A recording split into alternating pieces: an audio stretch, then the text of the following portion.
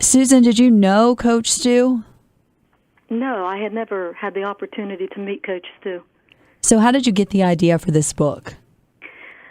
He actually is from New Martinsville, and that's about 20 miles south of where I was raised.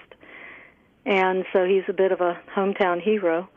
And I certainly followed him, especially as WVU's head football coach. So I guess that was my interest. We had a lot of similarities in our families, and to me it just seemed like an extended family. So you set out to do what? You were trying to let him tell his own story? Is that the way you approached the book? It is. It was really, it's kind of I didn't set out to write a book. A bit of a long journey kind of culminated in a book. But I guess in the end what I was trying to do was, I kind of felt like most people's last memory of Coach Stu brought a lot of tears when he passed away suddenly, and I wanted something that would leave people with a smile. I kind of feel like that's the way he would have wanted things. I think he would have left people with a smile. And so these are his stories, told by him, and, reflections on where all he'd been in his career and his decision-making and what he was doing while he was at WVU. It's his opportunity to tell his story.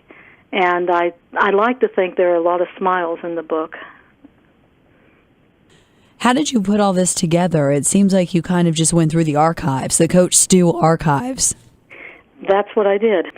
I started out trying to come up with subtitles and different time points in his life or periods of his life, and seeing what I could find that he had said about different locations and where he had been, or faith and family, or his growing up in New Martinsville.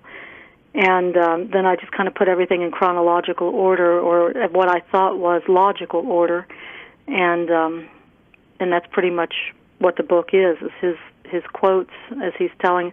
I actually thought as I started out that it would just be a series of quotes and short stories, and would maybe be 100 pages maximum.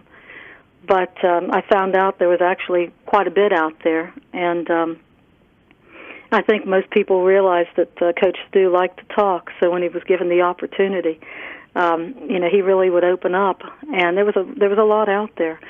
I ended up with about a 300-page book that reads like an autobiography.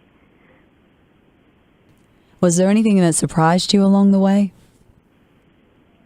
Pleasant surprises, some things that I didn't know about Coach Stu, and I had been following along for a few years, and I was surprised that there were some things out there that I had missed along the way, and I've had other people comment something similar to that, that they thought that they had known him, and that even though this book was comprised of things that were already out there, that there were some things along the way, pleasant surprises, things that maybe we didn't know about him that this book shed some light on.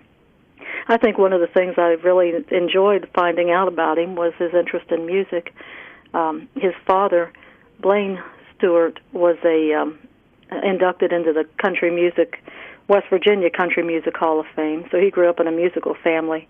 And he actually was quite a drummer, I guess, in his teen years. And that probably could have continued had he not taken off into the football. So that was something that was kind of interesting. Did he get into football when he was young?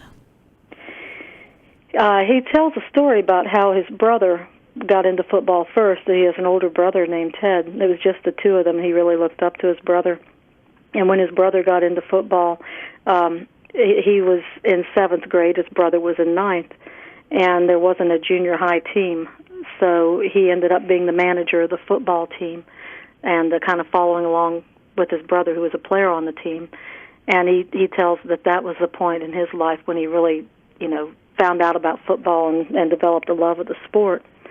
So I guess that's young, but it doesn't go way back. There was definitely a point in his life, in his teen years, where he picked up on that. He always just considered himself a West Virginian first and foremost, didn't he? Yes, he did. And I think most people in the state could identify with him. What do you think is his legacy? I think that his legacy is one of lifting people up when they were down. I think that certainly the pinnacle, at least the point that he's going to be most known for, is that Fiesta Bowl victory over Oklahoma.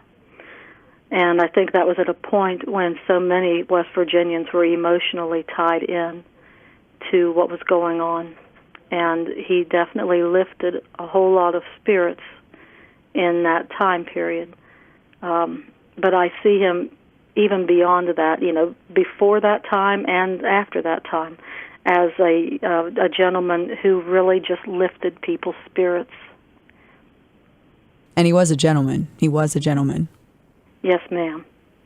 All indications. I didn't get the chance to meet him personally, but the stories that I've heard, and knowing now his wife and his son, and just seemed like a wonderful family, and I certainly would refer to him as a gentleman. So the book is Bill Stewart in His Words. Tony Caridi wrote the introduction. Am I right about that? Yes. Yes, it's called In His Own Words. Mm-hmm. And the introduction itself is beautifully written, and then you start to hear the Stu speak. Like all the little comments that made Coach Stu just always interesting to listen to. I agree. I always enjoyed his press conferences. I enjoyed. He was, first off, I felt he was very comfortable in them, and you never knew what story might come out, or just listening to people and responding accordingly. I just enjoyed listening to him. Is there one story that sticks out to you, or just one thing that he said that always gets you? Yeah, let me see here. There was the story about the Fiesta Bowl and the I'm trying to think of the name of the Lost Dutchman's Gold.